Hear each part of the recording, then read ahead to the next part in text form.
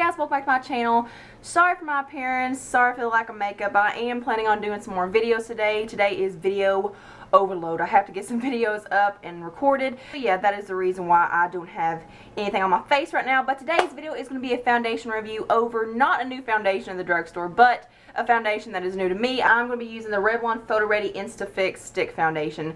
I usually don't go for stick foundations, but everyone's just kind of been going crazy about the Makeup Forever HD stick foundation, and I'm not saying that this is a dupe or anything because I haven't even tried that one. I haven't even heard that this is a dupe. I just wanted to try a stick foundation and just kind of be a part of the crowd, I guess. I do kind of have my opinions and my thoughts on it already. I do have a lot of discoloration going on today. I have a lot of redness, and I don't really have any like major breakouts or anything, but my skin is recovering from breakouts, so we got that going on. But I'm just going to apply this straight from the stick. I'm just going to just kind of make streaks on my face. And the reason I usually don't like stick foundations, or one of the reasons, is because pretty much this is the only way to apply it. So that's just not very sanitary because bacteria can spread, it can cause breakouts and all that jazz. And by the way, I am in the shade Vanilla 120. So we're just going to go ahead and start on this side with the sponge. I am going to do multiple layers because this is supposed to be a very buildable foundation. I probably should have read what the claims were. One second, let me go ahead and do that. On the Revlon website, it does say there are 9 shades. Light filtering technology gives skin an instantly perfected, retouched look.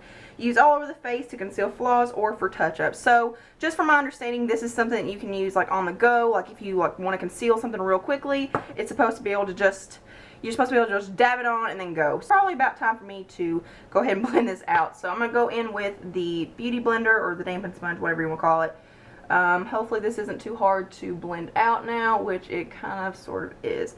So like I said, I have used this before. I've used this a few times, and honestly I'm not super impressed with this. If you're okay with a light coverage foundation, then you would like this because it does give a very light coverage, and it does feel very lightweight on the skin. It doesn't feel super heavy like you would assume a stick foundation would feel like. It just kind of evens everything out, and I want a foundation that does a little more than that. So in a second I'm going to go in with the second layer, and we're going to see if we can get it to a full coverage because I haven't used this when I have like major breakouts or anything, so I have a little more to cover up today. So now I'm going to go in with the brush, and this is a Morphe M439 brush, and I'm just going to see if this kind of gives it a little more coverage, because typically a dampened sponge is going to give a lighter coverage because it's going to kind of shear out the foundation a little bit. But this side does seem to be getting a little more coverage out of it with the brush.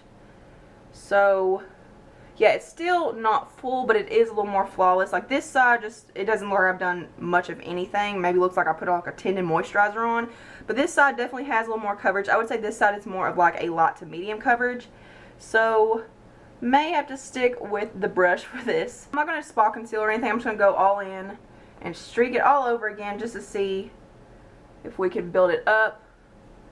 I do like how quick and fast this is. I actually don't think I used a brush on the other times that I used it, so maybe I probably should have before I made up my mind. Oh my god, please don't tell me I'm going to change my mind halfway through the video after I've already told you I don't like it.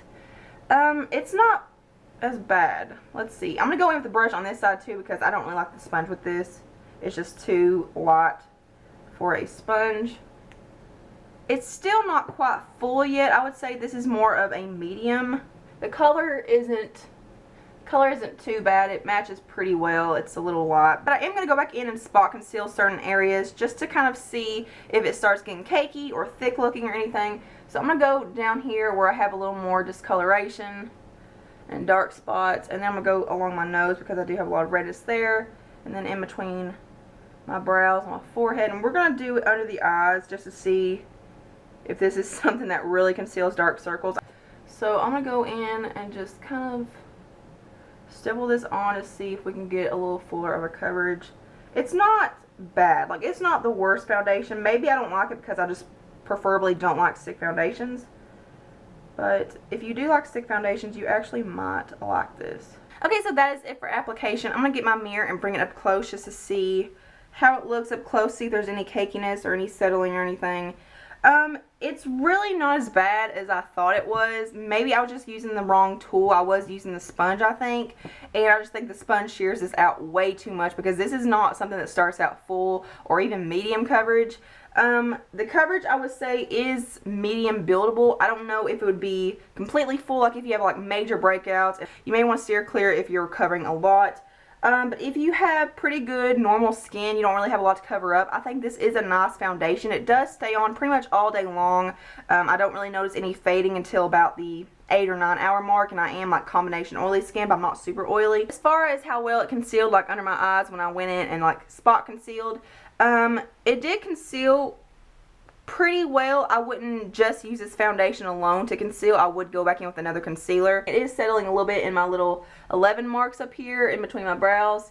It definitely does not set fast at all. It's very transferable. It is creasing a little bit right here already, so yeah, this is definitely something you need to set quickly with a powder or it will start creasing. But it is pretty buildable. It doesn't really look cakey or anything, and I didn't really notice it caking up or anything throughout the day either. If I do change my mind and just start loving this foundation, I will post an update on my Instagram like I always do. But I'm just not the biggest fan of it because of how sheer it starts out. I don't like to take up a lot of time just sitting there and building and building. I want something to be good coverage right off the bat. And it's like between $9 and $14.